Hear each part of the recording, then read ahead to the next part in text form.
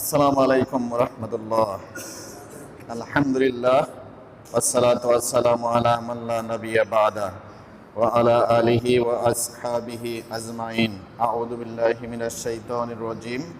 বিসমিল্লাহির রহমানির রহিম।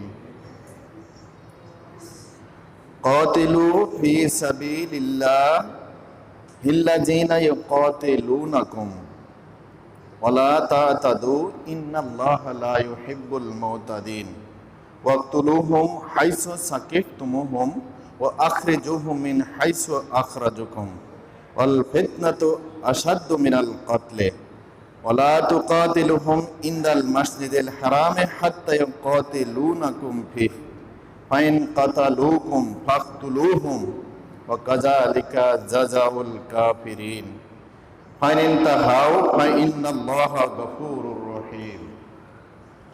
আমানতু বিল্লাহ। সমস্ত প্রশংসা ও তারিফ সেই মহান আল্লাহ রাব্বুল আলামিনের জন্য, যে মহান আল্লাহ রাব্বুল আলামিন আমাদেরকে শ্রেষ্ঠ জীব রূপে সৃষ্টি করেছেন এবং 7 দিন পর জুমার মসজিদে উপস্থিত হওয়ার তৌফিক দিয়েছেন। সেই আল্লাহ তাআলা দরবারে আমরা আমাদের অন্তরের স্থল থেকে লাখো কোটি শুকরিয়া আদায় করি। সবাই পড়ি আলহামদুলিল্লাহ।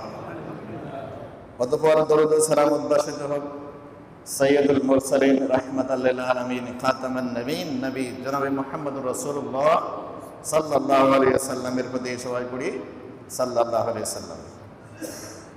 আমি 2 নম্বর সূরা সূরাতুল বাকারা 191, 92 এবং 93 এই 3টা আয়াতের প্রথম আয়াত তিলাওয়াত করেছি। এই আয়াত সম্মুখে রেখে জিহাদ, কিতাল, মারামারি এই 3টে শব্দের শুধু সর্বোচ্চ পর্যায়ে যেটা মারামারি বোঝায়, ঢাল তলোয়ার নিয়ে মারামারি বোঝায়, এটাকে বলার চেষ্টা করবো। আমা তাওফিকে ইল্লা বিল্লাহ। তো কোরআনের এবং হাদিসের দাবি হলো বুঝে পড়া। বুঝে না বলার কারণে একই কোরআন একই হাদিস পড়ার পরেও আমাদের মধ্যে দলাদলি, মারামারি, কাটাকাটি, এমনকি কিছুদিন আগে কয়েকজন মানুষ হয় যে কি তাবলীগ জামাতের মনে হয় 4 জন, একজন অন্যজনকে ছুরি মেরে বা লাঠি দিয়ে 4 জন মানুষ, একদম জীবন্ত মানুষকে মারা গেছে। একই কোরআন একই হাদিস, বুঝার পার্থক্য। তো এটা যদি আমি কয়েকটা হাদিস থেকে নিয়ে আসি যে কোরআন এবং হাদিসের দাবি হলো বুঝে পড়া, সেটা হলো মিশকাতের 2109 নম্বর হাদিস। আন উসমান রাদিয়াল্লাহু ক্বালা ক্বালা রাসূলুল্লাহ সাল্লাল্লাহু আলাইহি ওয়াসাল্লাম খায়রুকুম মান তাআল্লামাল কুরআনা ওয়া আল্লামা। এটা আপনারা সবাই জানেন যে উসমান রাদিয়াল্লাহু থেকে বর্ণিত। তিনি বলেন, রাসূলুল্লাহ সাল্লাল্লাহু আলাইহি ওয়াসাল্লাম বলেছেন, তোমাদের মধ্যে ওই লোকটাই সর্বোত্তম যে লোকটা নিজে কোরআন শিখে এবং অন্যকে কোরআন শেখায়। এটা হলো হাদিসের সরল অনুবাদ। যদি আমরা এটাই বুঝি তাহলে এই বোঝাটা ভুল, সত্য বুঝ নয়, সঠিক বুঝ নয়। এটা আপনারা ছোটকাল থেকে শুনেছেন, জেনেছেন, এখন পর্যন্ত জানেন যে লোকটা কোরআন শিখে অন্যকে শেখায় সেই লোকটা সর্বোত্তম, এটাই আমরা জানি। কিন্তু এই বুঝটা সঠিক নয়। সঠিক বুঝ কি? সঠিক বুঝ হলো যদি ওই লোকটা আমল না করে, তাহলে এই লোকটা কি? তাহলে এই লোকটা ইহুদি, বৌদ্ধ, খ্রিস্টান, সে মুসলমানই নয়। সারা জীবন কোরআন পড়বে কিন্তু বুঝবে না, আমল করবে না, তাহলে এই হাদিসটার বুঝ ভুল হবে। তার মানে কি? যে লোকটা বুঝে অন্যকে বোঝাই, সাথে সাথে আমলও করে, সেই লোকটাই সর্বোত্তম। তাহলে একটা বুঝ কি হলো? আমাদের এই হাদিসের সঠিক বুঝ আমরা বুঝলাম যে কোরআন শিখে এবং অন্যকে শিখায়, সেই সাথে আমল করে। যদি আমল না করে তাহলে এই লোকটা সর্বোত্তম নয়। আচ্ছা, এরপরে আর একটা দেখেন, মিশকাতের 776 নম্বর হাদিস। আন জুহাইমিন রাদিয়াল্লাহু ক্বালা ক্বালা রাসূলুল্লাহ সাল্লাল্লাহু আলাইহি ওয়াসাল্লাম, জুহাইমিন রাদিয়াল্লাহু থেকে বর্ণিত, তিনি বলেন, রাসূল সাল্লাল্লাহু আলাইহি ওয়াসাল্লাম বলেছেন, লাউ ইয়ালামু মারউ মা বাইনা আইয়াদাইল মুসাল্লি লাকান মাজা আলাইহি লাকানা আইয়া কিফা আরমাইনা খায়রান লাহু মিন আইয়া মাররা বাইনা ইয়াদাইহি। জুহাইমিন রাদিয়াল্লাহু বলতেছেন রাসূলুল্লাহ সাল্লাল্লাহু আলাইহি সাল্লাম বলেছেন, যদি মানুষেরা বুঝতো যে একজন মুসল্লি যে নামাজ পড়তেছে এই লোকের সামনে দিয়ে যাওয়া কত বড় অপরাধ, এটা যদি মানুষেরা বুঝতো তাহলে এই লোকের সামনে দিয়ে যাওয়ার থেকে ওই লোকটা ওই জায়গাতে দাঁড়িয়ে থাকা 40 দিন মাস এবং বছর, এই 40 দিন মাস এবং বছর ওই জায়গাতে দাঁড়িয়ে থাকাকেই ভালো মনে করতো, কিন্তু নামাজি মানুষের সামনে দিয়ে যাওয়াটাকে সে অপরাধ মনে করত। মানে এতদিন যদি ওই লোকটা জানতো যে একটা নামাজি মানুষের সামনে দিয়ে যাওয়া কত বড় অপরাধ, এটা যদি মানুষ বুঝতো তাহলে এই লোকের নামাজের সামনে দিয়ে যাইতো না, যদিও ওই লোকটা ওই জায়গাতেই 40 দিন মাস বছর দাঁড়িয়ে থাকা লাগে, তা ওই জায়গাতেই দাঁড়িয়ে থাকতো। এটা হলো হাদিসের সরল অনুবাদ। তাহলে হাদিসটা অনেক কঠিন মনে হচ্ছে। যদি আপনি ব্যাখ্যা পড়েন, এই হাদিসের সঠিক বুঝটা নেন, তাহলে আপনি যেই দাগে নামাজ পড়তেছেন ওই দাগের সামনে আরেকটা দাগ আছে, এই দাগের বাইরে যদি আপনি যান তাহলে আপনার কোনো অপরাধ হবে না। তাহলে কি করেছে, এই হাদিসের ভুল বোঝার কারণে আমরা সুতোর আবিষ্কার করে এখানে একটা লাঠি অথবা অন্য কিছু এভাবে রাখার পরে ওই লাঠির বাইরে দিয়ে আমরা যাই। তাহলে এই বুঝটা সঠিক নয়। আপনি যেখানে দাঁড়িয়ে নামাজ পড়তেছেন এর থেকে আপনার সেজদা যেখানে পড়তেছে এই সেজদার বাইরে দিয়ে যদি আপনি যান তাহলে আপনার কোনো অপরাধ হবে না। আরো ভালো করে যদি বোঝানো হয়, আপনি আপনার দৈর্ঘ্য কত বড়, এই দৈর্ঘ্যের চাইতে সামনে দিয়ে আপনি যে জায়গাতে দাঁড়িয়ে নামাজ পড়তেছেন আপনার দৈর্ঘ্যের যত বড়, এই দৈর্ঘ্যের সামনে যদি কেউ যায়, আপনার মাথায় যদি টাচ না লাগে, আপনার সেজদা যেখানে পড়েছে সেজদার থেকে সামনে আধার সামনে দিয়ে যদি যায় তাহলে আপনার কোনো অপরাধ হবে না, তাহলে সূত্রও লাগবে না। তার মানে কি, আপনি যেই দাগে নামাজ পড়তেছেন ওই দাগের সামনে আরেকটা দাগ আছে, ওই দাগের বাইরে দিয়ে যদি কেউ যায় সূত্রটা ছাড়া তাহলে তার কোনো অপরাধ হবে না। এখন আপনার হাদিসের বুঝটা সঠিক হয়েছে, না হলে বুঝটা সঠিক হয়নি। এরপর আরেকটা হাদিস দেখেন, আন আবি হুরায়রা রাদিয়াল্লাহু তাআলা রাসূলুল্লাহ সাল্লাল্লাহু আলাইহি ওয়াসাল্লাম, আবু হুরায়রা রাদিয়াল্লাহু থেকে বর্ণিত তিনি বলেন, শাহরু ঈদিন লা ইয়ানকুসানি, শাহরু ঈদিন, ঈদের 2 মাস, লা ইয়ানকুসানি, কখনো কমতি হয় না, 30 দিনেই হয়।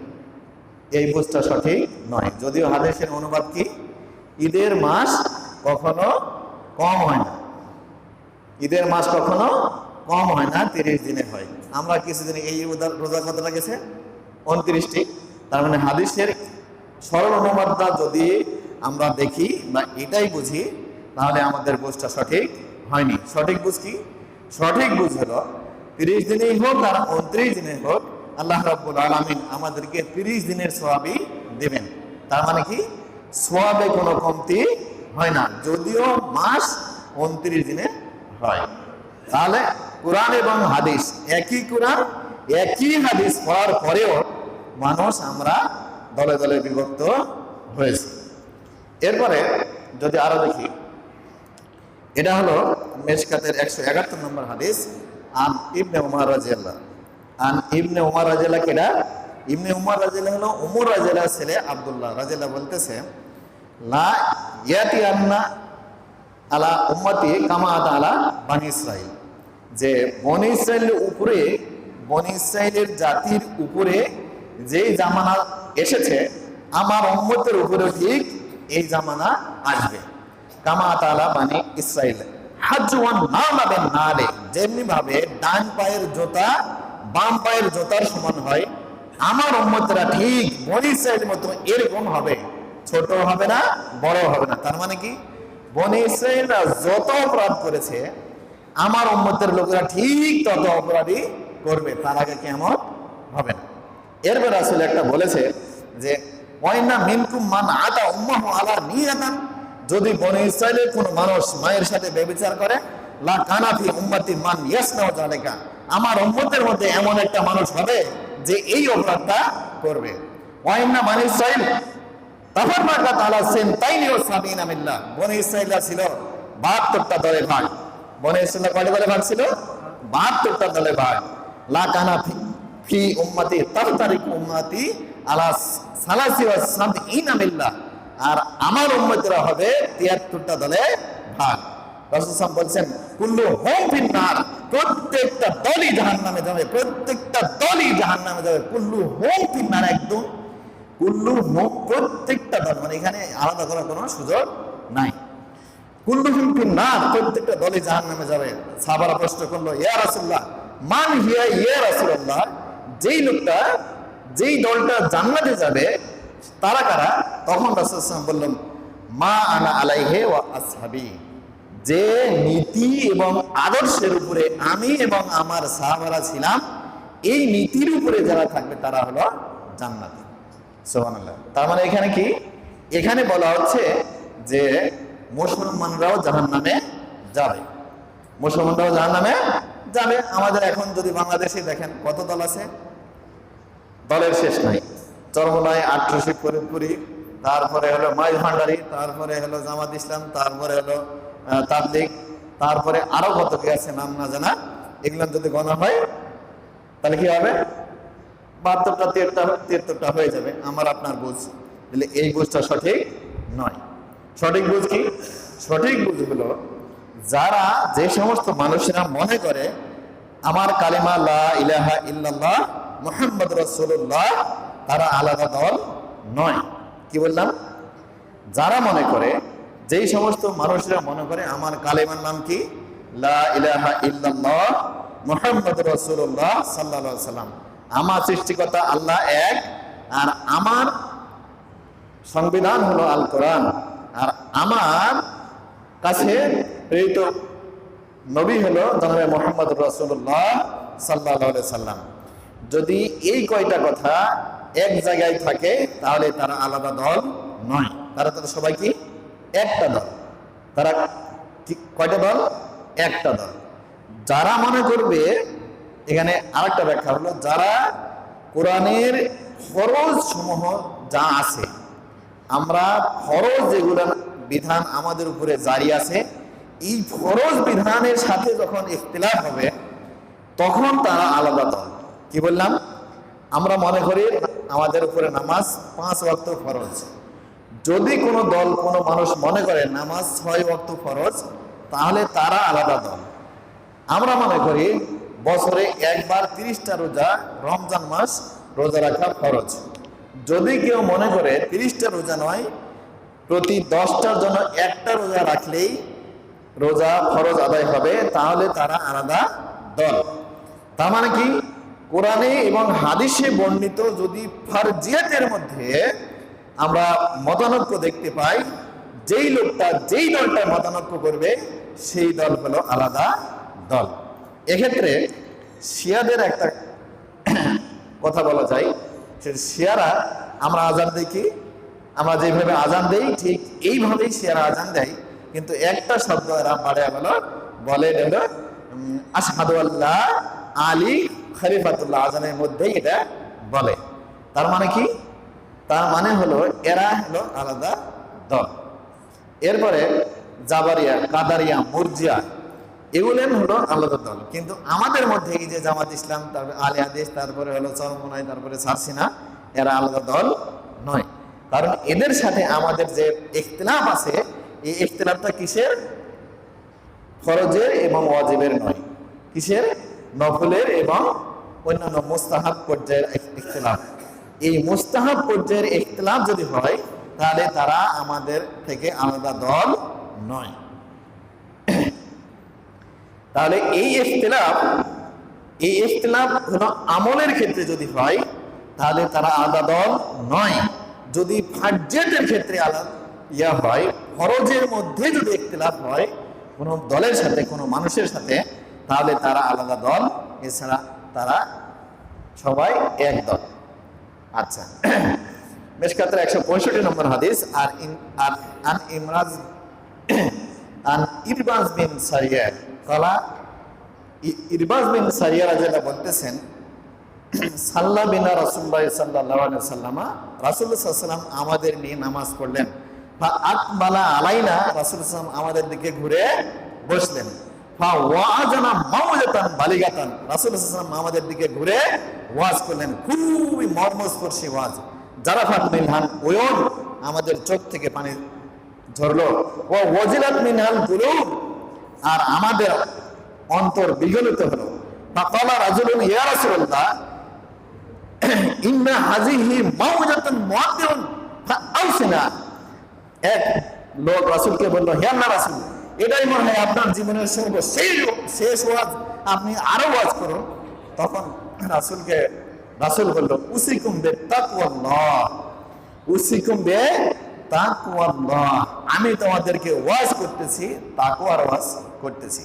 তাহলে তাকওয়া কাকে বলে এটা বুঝতে হবে। তাকওয়া হলো তাফসীরের শব্দ বল ইমতিসালিল আওয়ামিরে ওয়াজতানাবিন নাওয়াহি। তাকওয়ার সংজ্ঞা কি? তাকওয়ার সংজ্ঞা হলো ইমতিসালিল আওয়ামির, কোরআনে বর্ণিত সকল অর্ডার সমূহ পালন, ওয়াজতানাবিন নাওয়াহি, কোরআনে বর্ণিত সকল নিষেধ সমূহ বর্জন করে চলার নাম হলো তাকওয়া। আরেকটা সংজ্ঞা আছে তাফসীরে দেওয়া আছে, সেটা হলো কি? তাকওয়া হলো খাফু ইকাবাহু বিআন তুতিউহু, খাফু ইকাবাহু বিআন তুতিউহু, তোমরা আল্লাহকে ভয় করো আদেশ পালনের মাধ্যমে, আদেশ পালনের মাধ্যমে আল্লাহকে ভয় করার নাম হলো তাকওয়া। আরেকটা সংজ্ঞা দেওয়া আছে তাকওয়ার, সেটা হলো খাফু ইকাবাহু বিতারকিল মাসি, খাফু ইকাবাহু বিতারকিল মাসি। তার মানে কি? কোরআনে বর্ণিত সমস্ত নিষেধ থেকে দূরে থাকো আল্লাহর আনুগত্য করার জন্য, এটার নাম হলো তাকওয়া। আরেকটা সংজ্ঞা আছে, সেটা হলো ফিলাল খায়রাত ওয়া তারকাল মুনকারাত, ফিলাল খায়রাত ওয়া তারকাল মুনকারাত, একে কি বলে? তাকওয়া বলে। সমস্ত কল্যাণকর কাজ সম্পাদন এবং সমস্ত পচা কাজ বর্জন করে চলার নাম হলো তাকওয়া। এর তিনটা চারটা সংজ্ঞা বললাম। সর্বশেষ সংজ্ঞা হলো সমস্ত ফিলাল খায়রাত, যেটা হলো কল্যাণকর কাজ, এই কল্যাণকর কাজের নাম হলো সওয়াব। কি বললাম? কোরআনে এবং হাদিসে বর্ণিত সমস্ত কল্যাণকর কাজ, এই কল্যাণকর কাজ সম্পাদনের নাম হলো সওয়াব, আর সমস্ত পচা কাজ বর্জন করার নাম হলো তাকওয়া। সমস্ত খারাপ কাজ বর্জন করে চলার নাম হলো কি? তাকওয়া। তাকওয়ার পাঁচটা ছয়টা সংজ্ঞা বললাম, এটাই তাফসীরে বর্ণিত এবং হাদিসে বর্ণিত সংজ্ঞা। আচ্ছা, এরপরে দেখি রাসূল কি বলতেছে ওই ওয়াজ করতে গিয়ে, উসিকুম বিতাকওয়াল্লাহ বিসামি ওয়া তাআতি। এরপরে বলতেছে তোমরা নেতার কথা শুনবে এবং মানবে। ইনকানা আবদান হাবশিয়ান, যদিও নেতা তোমার হাবশি গোলাম হয়, যদিও নেতা কি হয়? হাবশি গোলাম হয়। তার মানে কি? যদি হাবশি গোলাম কখনো রাষ্ট্র প্রধান হতে পারে না, হাবশি গোলাম কখনো মসজিদের ইমাম হতে পারে না, তাহলে এখানে কেন রাসূল এটা বললো? এটা বললো যে যদি কখনো নিজ বংশের গরিব ফকির যদি এই কখনো শিক্ষিত হয়, আলেম হয়, গবেষক হয়, তাহলে তার যোগ্যতা যদি তাকে প্রমাণ করে সে মসজিদের ইমাম হতে পারবে অথবা রাষ্ট্রপ্রধান হওয়ার মতো যোগ্যতা রাখে, তাহলে রাসূল বলছে যে তাকে তোমরা আনুগত্য করো, তার আনুগত্য থেকে বাইরে হয়ে যেও না। এরপরে রাসূল সাল্লাল্লাহু আলাইহি ওয়াসাল্লাম বলছেন, ইনকানা আবদান হাবশিয়ান আলাইকুম ফাইন্না মাই ইয়াইশ মিনকুম মিন বাদি ফাসায়ারা ইখতিলাফান কাসীরা, কেননা আমি মারা যাওয়ার পরেই ফাসায়ারা ইখতিলাফান কাসীরা, তোমরা আমার এই ধর্মের মধ্যে, কোরআন এবং হাদিসের মধ্যে অনেক মতভেদ, মত পার্থক্য দেখতে পাবে। ফালাইকুম বিসুন্নতি ওয়া সুন্নতি খুলাফায়ে রাশিদিন আল মাহদিন, তখন তোমাদের কাজ হলো তোমরা আমার সুন্নাত এবং আমার খুলাফায়ে রাশিদিনের সুন্নাত তোমরা আঁকড়ে ধরবে। ফাতা মাসসাকু বিহা ওয়া আযযু আলাইহা বিন নওয়াজিজ, বলছে ফাতা মাসসাকু বিহা মানে সব ধরা, এরপরে যদি গায়ে আরো কিছু শক্তি থাকে এই শক্তি দিয়ে আরো জোরে ধরা, এরপরে যদি আরো কিছু শক্তি থাকে তাহলে আরো শক্তি দিয়ে ধরা। শুধু এইখানে বলে রাসূল শেষ শেষ করেনি। যদি তোমার হাত পা কেটে ফেলা হয়, তোমার ব্রেনটা সচল থাকে, তুমি তোমার মুখটা যদি খুলতে পারো, লাগাতে পারো, তখন রাসূল বলছে ফাতা মাসসাকু বিহা ওয়া আযযু আলাইহা বিন নাওয়াজিজ, তুমি তোমার দাঁত দিয়ে, দাঁতের মাড়ি দিয়ে শক্ত করে আঁকড়িয়ে ধরো। কি ধরো? আল্লাহ রাসূল এবং সাহাবাদের সুন্নাহ নিয়ম নীতিকে তোমরা এরকম ভাবে আঁকড়িয়ে ধরো। যদি হাত পা নাও থাকে, ব্রেনটা সচল থাকে, তাহলে আল্লাহ এবং আল্লাহ রাসূলের নিয়ম নীতিকে এত শক্ত ভাবে ধরতে হবে। রাসূল বলেছে ফাতামাসসাকু বিহা বিন নাওয়াজিজ, তোমাদের মাড়ি কামড়ে তোমরা আল্লাহ এবং আল্লাহ রাসূলের নিয়ম নীতিকে আঁকড়িয়ে ধরে, কামড়িয়ে ধরে থাকবে। ওয়া ইয়াকুমুল মুহদাসাতুল উমুর, তবে তোমরা সাবধান, তোমরা এই ধর্মের মধ্যে, ইসলামের আইন কানুনের মধ্যে কোন নিয়ম, নতুন কোন নিয়ম, কোন ইবাদত তোমরা চালু করিও না। ইয়াকুমুল মুহদাসাতুল উমুর ফা ইন্না কুল্লা মুহদাসাতিন বিদআ, কেননা আমি সৃষ্টি করি নাই, আমি সওয়াবের মাধ্যম হিসেবে ঘোষণা করি নাই এমন কোন পদ্ধতি, এমন কোন নিয়ম, এমন কোন ইবাদত যদি তোমরা চালু করো, তাহলে তোমরা কি হবে? বেদাত সৃষ্টি করবে। আর বেদাত সৃষ্টি করলে তোমরা আমার কাছ থেকে সুপারিশ পাবে না। এই হলো কোরআনের এবং হাদিসের বুঝ। আরো যদি বলা হয় আরেকটা হাদিস, যে এটা আমরা সবাই জানি যে মান সাল্লা বিল জামাতে ফালাহু আশরু ফালাহু, যে লোকটা জামাতে নামাজ পড়লো, তার জামাতে নামাজ পড়ার সওয়াব হলো 27 গুণ। আর এক হাদিসে আছে যে লোকটা জামাতে নামাজ পড়ে, এই লোকের সওয়াব হলো 25 গুণ। এটা দুটো হাদিস, দুই রকম বর্ণনা। তো এই হাদিসের বুঝ হলো যে একটা হলো 25 আর একটা হলো 27। এখন ফাযাইলে আমল যদি থাকে, এই বইয়ে দেখবেন নামাজ অধ্যায় মনে হয় 125 পৃষ্ঠা। এখানে লেখা আছে যদি কেউ নামাজটা জামাতে পড়ে, তার সওয়াব হলো 3,54,432 গুণ। এখানে সওয়াব লেখা আছে 3,54,432 গুণ। যাই হোক, 3,54,00,000 আর পরে আরো কিছু সংখ্যা আছে। আচ্ছা, আমি বলতেছি এবারে নাসরুল বারীর ব্যাখ্যাটা দিচ্ছি আমি, আর আহসানুল মাফাতি হলো মিশকাতের ব্যাখ্যা গ্রন্থ, আর হলো নাসরুল বারী হলো বুখারীর ব্যাখ্যা গ্রন্থ। এরা কিভাবে লিখেছে? এরা লিখেছে যে নামাজ এখানে বর্ণনা কয় প্রকার? 25 গুণ আর 27 গুণ, দুই প্রকারের ফজিলত আসছে, বর্ণিত হয়েছে। নামাজটা দুই প্রকার, একটা জোরে কিরাত বিশিষ্ট নামাজ আর একটা ধীরে কিরাত বিশিষ্ট নামাজ। জোরে কিরাত বিশিষ্ট নামাজের জন্য 27 গুণ আর ধীরে কিরাত বিশিষ্ট নামাজের জন্য 25 গুণ। এরপরে মুসল্লিরা দুই প্রকার। মুসল্লি কি? কিছু মুসল্লি নামাজের শুরু থেকে পুরোটাই নামাজ জামাতে পড়ে, আর কিছু মুসল্লি নামাজ শুরু হওয়ার 1-2 রাকাত পরে এসে নামাজ জামাতে শামিল হয়। যেই মুসল্লিটা নামাজের শুরু থেকে শেষ পর্যন্ত জামাতে নামাজ পড়ে, তার জন্য 27 গুণ। আর যেই মুসল্লি নামাজ শুরু হওয়ার 1-2 রাকাত পরে এসে জামাতের সাথে নামাজ পড়ে, তার সওয়াব হলো 25 গুণ। আর কিছু মুসল্লি আছে নামাজও পড়ে, বাজারও করে, নামাজও পড়ে, বাসা বাড়ি চিন্তাও করে, নামাজও পড়ে, দোকানদারিও করে। এই লোকের নামাজ, যে লোকটা নামাজও পড়ে, দোকানদারিও করে, নামাজের মধ্যেই মনটাকে ধরে রাখতে পারে না, তার সওয়াব হলো 25 গুণ। আর যে লোকটা নামাজের মধ্যেই মনটাকে ধরে রাখে এবং চিন্তা করে যে আল্লাহ তুমি আমাকে জাহান্নাম থেকে বাঁচাও, আবার চিন্তা করে যে আল্লাহ আমার নামাজটা কবুল তুমি করো, এই সমস্ত নামাজকে নিয়ে চিন্তা করে, আল্লাহকে নিয়ে চিন্তা করে নামাজের মধ্যে, অথবা জান্নাত জাহান্নাম থেকে বাঁচাও, এই জাতীয় চিন্তা করে, যারা নামাজের মধ্যেই মনটাকে ধরে রাখতে পারে, তাদের জন্য 27 গুণ। আর যারা নামাজও পড়ে, দোকানদারিও করে, নামাজও পড়ে, পার্কে ঘুরেও বেড়ায়, তাদের জন্য 25 গুণ। আরো আছে মুসল্লিরা দুই প্রকার। কিছু মুসল্লি মসজিদের কাছে বাড়ি, আর কিছু মুসল্লি আছে মসজিদের অনেক দূরে বাড়ি, যেই মুসল্লিকে মসজিদের কাছে বাড়ি তার জন্য 25 গুণ, আর যে মুসল্লি অনেক দূর থেকে জামাতে নামাজে পড়ে তার জন্য 27 গুণ।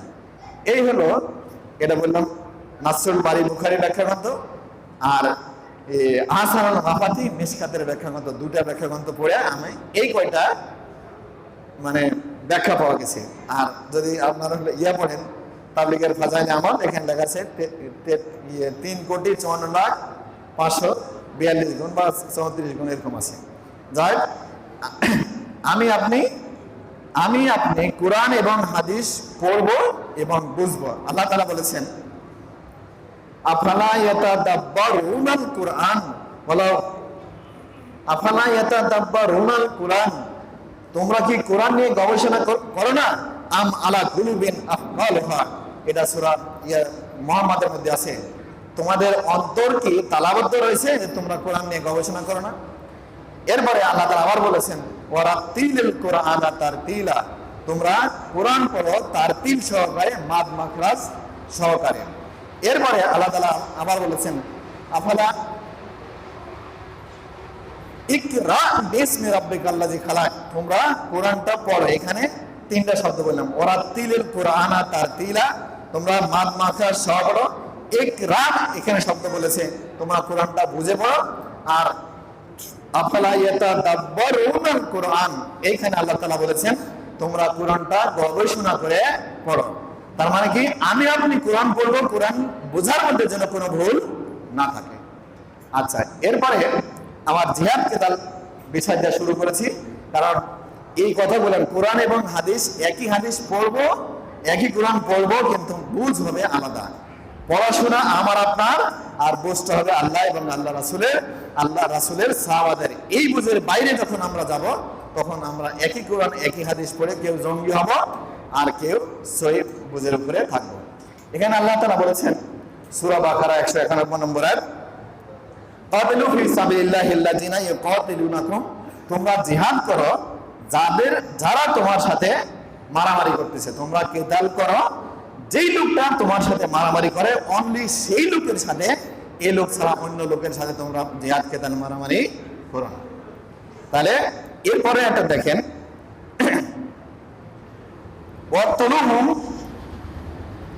ওয়াকতুলুহুম হাইসু সাকিতুমুহুম, তোমরা যেখানেই তাদেরকে পাও সেখানেই হত্যা করো। ওয়া আখরিজহুম মিন হাইসু আখরাজকুম, তাদেরকে বের করে দাও যেখান থেকে তারা তোমাদেরকে বের করে দিয়েছে। তাহলে এই দেখেন তোমরা যেখানেই পাও সেখানেই তাদেরকে হত্যা করো। এখানে তাদেরকে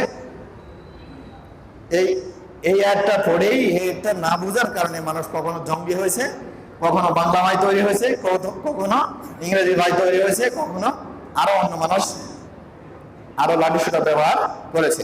কিন্তু এর আগের এতে বলা হয়েছে অনলি যেই সৈনিকটা, যেই মানুষটা আপনাকে লাঠি ব্যবহার করতেছে, বুলেট বোমা ব্যবহার করতেছে, আপনি শুধু সেই লোকটাকেই মারবেন, অন্য লোকটাকে মারা ইসলামে সম্পূর্ণরূপে হারাম। কি বললাম? অন্য লোককে মারা সম্পূর্ণরূপে হারাম। এখানে আরেকটা হাদিস উল্লেখ করা যায়, আন আবি হুরায়রা রাদিয়াল্লাহু তাআলা রাসূলুল্লাহ সাল্লাল্লাহু আলাইহি ওয়াসাল্লাম ইনজা রাজুলুন ইয়া রাসূলুল্লাহ, হে আল্লাহর রাসূল, এক লোক এসে ইনজা রাজুলুন ইউরিদু আখাযা মালি, হে আল্লাহর রাসূল, এক লোক আসলো এবং আমার কাছে আমার সম্পদটা ছিনিয়ে নিতে লাগলো, তখন আমি কি করব? তখন রাসূল বলল ফাকাত লা তুতি মালিকা, হে আল্লাহর রাসূল, যদি কেউ এসে আমার সম্পদ ছিনিয়ে নিতে চায় তখন আমি কি করব? তখন রাসূল বলল তুমি তোমার সম্পদ দিও না। এরপর লোকটা আবার প্রশ্ন করলো ফাইন কাতালানি, হে আল্লাহর রাসূল, সেই লোকটা যদি আমার সাথে মারামারি করে তখন আমি কি করব? তখন রাসূল বলল ফাকাতিলহু, তুমি তার সাথে মারামারি করো। এরপর লোকটা আবার রাসূলকে প্রশ্ন করলো ফাইন কাতালানি, হে আল্লাহর রাসূল, ওই যে লোকটা আমার সম্পদ ছিনে নিতে আসছে এই লোকটা যদি আমার মেরে ফেলে, তখন রাসূল বলল ফাআনতা শহীদ, তুমি শহীদের মর্যাদা পাবে। এরপর রাসূল আবার প্রশ্ন করলো হে আল্লাহর রাসূল ফাইন কাতালতুহু, হে আল্লাহর রাসূল, যে লোকটা আমার সম্পদ ছিনে নিচ্ছে আমি যদি তাকে মেরে ফেলি তাহলে কি হবে? তখন রাসূল বলল হুয়া ফিন নার, যে লোকটা তোমার সম্পদ ছিনিয়ে নিতে আসতেছে, তুমি যদি তারে মেরে ফেলো তাহলে সেই লোকটা জাহান্নামে যাবে। তাহলে এই হাদিসের বুঝ কি? এই হাদিসের যে লোকটা ছিনিয়ে নিতে আসছে তার নাম কি? যে লোকটা আমার আপনার সম্পদ ছিনিয়ে নিতে আসছে আর আল্লাহ রাসূল তাকে মারার জন্য অনুমতি দিয়েছে, এই লোকটার নাম হলো ডাকাত। কি বললাম? এই লোকটার নাম হলো ডাকাত। অন্য ইসলামে একটা লোককে মারার অনুমতি দেওয়া আছে, তার নাম হলো ডাকাত।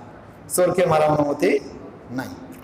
এরপরে আরো যদি দেখি, আমার আপনার বাড়ির পাশে যে সমস্ত প্রতিবেশী আছে, আমার আপনার বাড়ির পাশে প্রতিবেশী আছে কারা? মুসলমান প্রতিবেশী আছে, হিন্দু বৌদ্ধ খ্রিস্টান প্রতিবেশী আছে। তাহলে আমার আপনার বাড়ির পাশে যে সমস্ত মুসলমান প্রতিবেশী আছে, এই সমস্ত মুসলমান প্রতিবেশীকে সাথে মারামারি কাটাকাটি সম্পূর্ণরূপে ইসলামে হারাম। সূরা হুজুরাত 49 নম্বর সূরা 9 নম্বর আয়াত আল্লাহ তাআলা বলছেন, ওয়াইন তাইফাতানি মিনাল মুমিনিনা তাকালু ফাসলিহু বাইনাহুমা। যদি তোমার বাড়ির পাশে যে সমস্ত মুমিন মুসলিম আছে তারা যদি দুই দল মারামারি লাগে, ফাসলিহু বাইনাহুমা, তুমি তাদের দুই দলের মধ্যে মীমাংসা করে দাও, সংশোধন করে দাও। ফাইন বাগাত ইহদাহুমা আলাল উখরা, যদি কোন দল অন্য দলের উপরে চড়াও হয়, ফাকাতিলুল লাতি তাবগি হাত্তা তাফিয়া ইলা আমরিল্লাহ, তবে তোমার উচিত হলো যেই দলটা বাড়াবাড়ি করতেছে এই দলের বিপক্ষে, যেই দল দুর্বল এই দলের পক্ষ নিয়ে ওই দলের বিপক্ষে তোমারে অংশগ্রহণ করে তার সাথে মারামারি করা। তার মানে দুই মুসলমান কখনো মারামারি করতে পারবে না। মুসলমান প্রতিবেশী কখনো আরেক মুসলমান প্রতিবেশীর সাথে মারামারি করতে পারে, মুসলমান দুই দল কখনো আরেক দলের সাথে মারামারি করতে পারবে না। হাত্তা তাফিয়া ইলা আমরিল্লাহ, ফাইন ফাআত, যদি সে ফিরে আসে, যদি সে ফিরে আসে মানে কোথায়? যদি সে আল্লাহ এবং আল্লাহ রাসূলের অনুগত হয়ে যায়, ফাইন ফাআত ফাসলিহু বাইনাহুমা ফাআতসিতু বাইনাহুমা ইন্নাল্লাহা ইউহিব্বুল মুকসিতিন, তবে তুমি তাদের মধ্যে ন্যায় বিচার করো, নিশ্চয়ই আল্লাহ তাআলা ন্যায় বিচারকারীকে ভালোবাসেন, পছন্দ করেন। এরপরে আমার আপনার বাড়ির পাশে যে সমস্ত হিন্দু বৌদ্ধ খ্রিস্টান প্রতিবেশী রয়েছে এদেরকে মারামারি, এদের সাথে মারামারি করা, এদের পাওনা থেকে কম দেয়া ইসলামে সম্পূর্ণরূপে হারাম, নিষেধ। এখানে আবু দাউদের 3052 নম্বর হাদিস, আর রাসূল সাল্লাল্লাহু আলাইহি ওয়াসাল্লাম বলছেন, মান জালামা মুআহাদান, যে লোকটা কোন চুক্তিবদ্ধ মানুষের সাথে অত্যাচার করে। চুক্তিবদ্ধ কারা? যারা কোনো বিদেশি অথবা নন মুসলিম বাংলাদেশে বাস করে বা আমার আপনার দেশে বাস করে, তারা হয় পড়াশোনার জন্য আসছে 3-4 বছর, অথবা ব্যবসার জন্য আসতেছে 1-2 বছর, অথবা চিকিৎসা নেওয়ার জন্য আসছে 1-2 মাস, অথবা ইয়ার জন্য ভ্রমণের জন্য আসছে 10 দিন 15 দিন। এই সমস্ত মানুষকে এই মুআহারান শব্দের মধ্যে আছে। মান জালামা মুআহারান বিনতাকাসাহু, যে এই যারা চুক্তিবদ্ধ মানুষের উপর জুলুম করে অথবা তাদের পাওনা কম পরিশোধ করে। পাওনা কি? যারা বিদেশি আছে অথবা চুক্তিবদ্ধ মানুষ এদেশে আছে তাদের পাওনা কি? তাদের পাওনা হলো জান এবং মালের নিরাপত্তা। প্রথম পাওনা কি? জান এবং মালের নিরাপত্তা। এরপরে আরো অনেক কিছু আছে। এই জান এবং মালের নিরাপত্তার যদি ঘাটতি হয়, অথবা আও কাল্লাফাহু ফাওকা তাকাতিহি, অথবা এই দেশের পক্ষ থেকে অথবা সেই দেশের পক্ষ থেকে তার উপরে যদি কোনো অতিরিক্ত সাধ্যের অতিরিক্ত বোঝা চাপিয়ে দেওয়া হয়, তার মানে কি? আমার আপনার জন্য ভ্যাট ট্যাক্স মনে করেন বছরে 1000 টাকা, যদি ওই মুআহাদানের জন্য 10,000 টাকা হয় তাহলে কি হবে? এটা ইসলাম অনুমতি নাই। আও আখাযা মিনহু শাইআন বিগাইরি তিবি নাফসিন, অথবা ওই চুক্তিবদ্ধ মানুষের কাছ থেকে কোনো কিছু তার অন্তরের অসন্তুষ্টি দিয়ে ছিনিয়ে নেওয়া হয়, তখন রাসূল সাল্লাল্লাহু আলাইহি ওয়াসাল্লাম বলেছেন, ফাআনা হাজিজুহু ইয়াউমাল কিয়ামাত, তবে সাবধান মুসলমান, সাবধান তোমরা যারা মুমিন হিসেবে দাবি করো, মুসলমান হিসেবে দাবি করো, তোমাদেরকে সাবধান করছি, আমি রাসূল তোমাদের বিপক্ষে ওই চুক্তিবদ্ধ হিন্দু বৌদ্ধ খ্রিস্টানের পক্ষ নিয়ে আল্লাহর দরবারে মামলা দায়ের করব। তার মানে কি? ইসলাম হচ্ছে চির শান্তির একটা ধর্ম। এখানে প্রত্যেকটা নন মুসলিম তার শিরকি বিদাতি যত কিছু অপরাধমূলক কর্মকাণ্ড আছে তারা এই মুসলিম দেশে যদি আমাকে আপনাকে মসজিদের আজান এবং জামাত বন্ধ না করে, আর যদি আমার আপনার বাড়িঘরে আগুন দিয়ে আমার আপনার বাড়িঘর দখল করে না নেই, তাহলে সমস্ত হিন্দু, বৌদ্ধ, খ্রিস্টান, নন মুসলিম এই দেশে প্রধান নিরাপত্তা পাবে তাদের মূর্তি পূজা করার, তাদের শিরকি কর্মকাণ্ড চালিয়ে যাওয়ার। কি বললাম?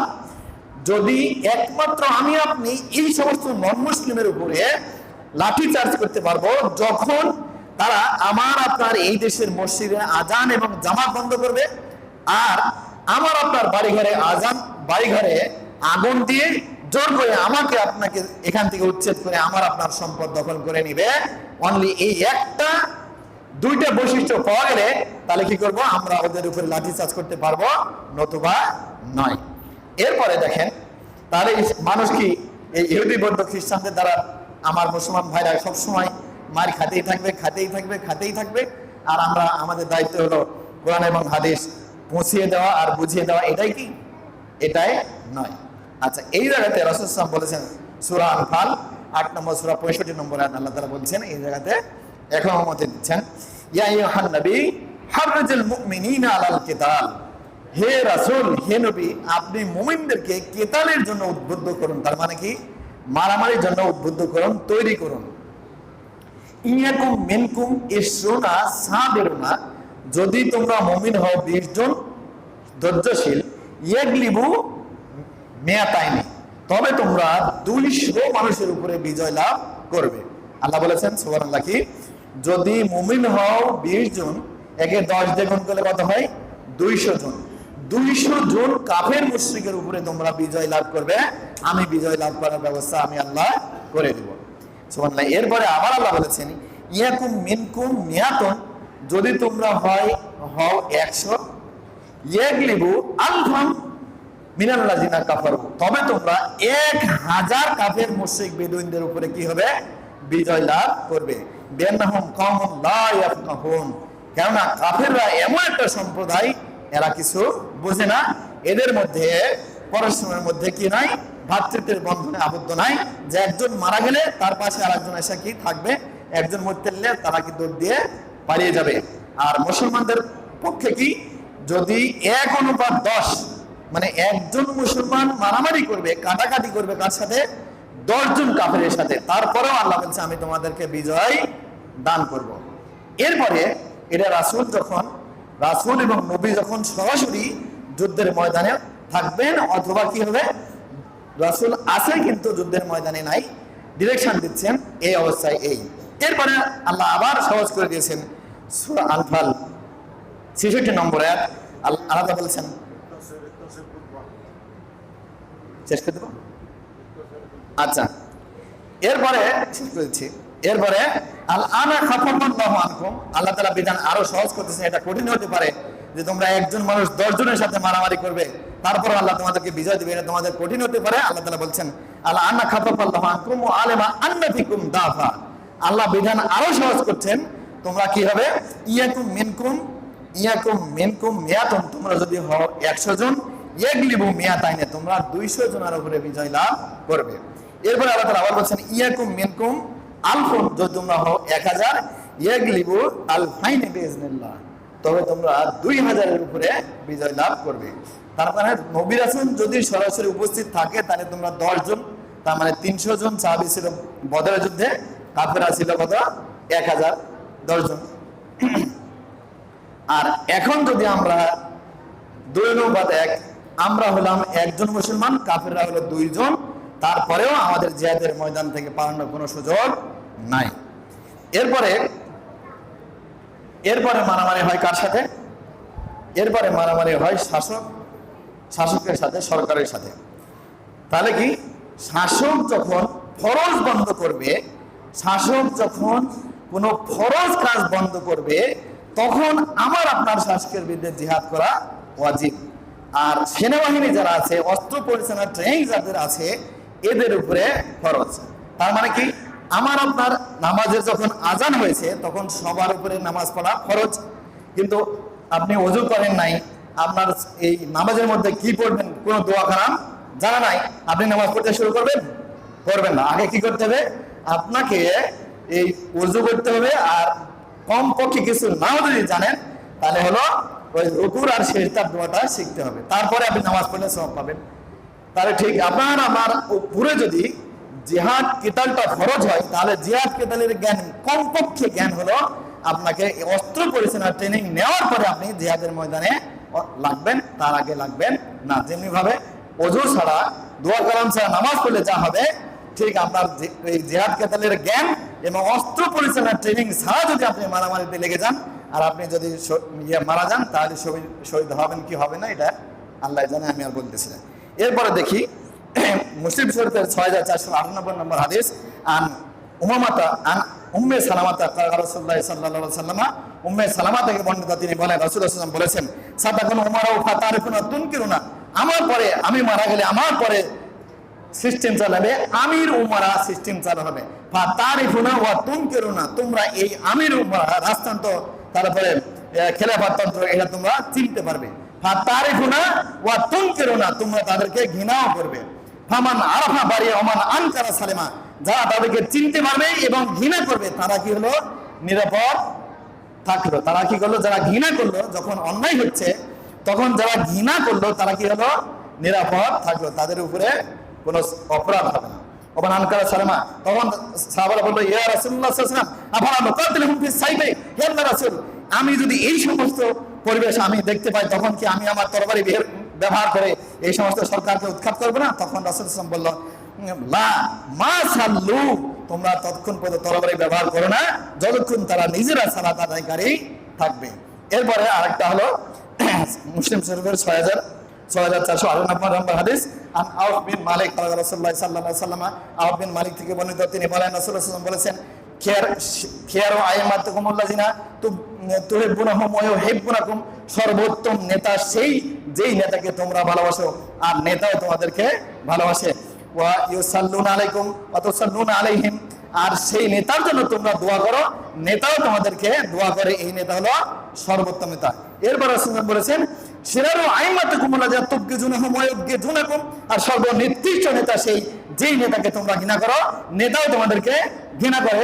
ওয়া তালআনুনাহুম ওয়া ইয়ালআনুনাকুম, সেই নেতা তোমাদেরকে লানত দেয়, অভিশাপ দেয়, তোমরাও নেতাকে লানত দাও, অভিশাপ দেয়, এরা অভিশাপ দাও, এই নেতা হলো কি সর্বনিকৃষ্ট নেতা। সাহাবারা বলল, ইয়া রাসূলুল্লাহ আফালা নুকাতিলুহুম বিস-সাইফি, ইয়া আল্লাহর রাসূল, আমি কি তরবারি ব্যবহার করে এই নেতাকে উৎখাত করব না? তখন রাসূল সাহেব বললেন, লা মা আকামু ফিকুস সালাত, লা মা আকামু ফিকুমুস সালাত, না, তোমরা তরবারি ব্যবহার করো না যতক্ষণ পর্যন্ত মসজিদের নামাজ এবং জামাত চালু রাখবে। আলামান ওয়ালি আলাইহি ওয়ালিন ফারাহু মিন মাসিয়াতিল্লাহ, সাবধান, সাবধান, মান ওয়ালি আলাইহি ওয়ালিন, যাকে নেতা নির্বাচন করা হয়েছে, যাকে রাষ্ট্রপ্রধান বানানো হয়েছে, ফারাহু শাইআম মিন মাসিয়াতিল্লাহ, যখন তোমরা দেখবে এই নেতার মধ্যে আল্লাহর নাফরমানি করতেছে, নাফরমানি করতেছে, তখন তোমরা কি করবে? ওয়ালা তানজিউ ইয়াদাম মিন তাআতিন, তোমরা এই ফাকরাহু আমারাহু, তোমরা এই নেতার আমলকে ঘৃণা করবে, ওয়ালা তানজিউ ইয়াদাম মিন তাআতিন, কিন্তু তোমাদের আনুগত্যের হাত সেখান থেকে উঠিয়ে নিবে না। মুসলিম শরীফের 6498 নম্বর হাদিস। যাই হোক, অনেক কথা বললাম, আমার চেষ্টা করেছি সঠিকটা বোঝার এবং সঠিকটাই বলার, তারপরেও মানুষ বলে পারে।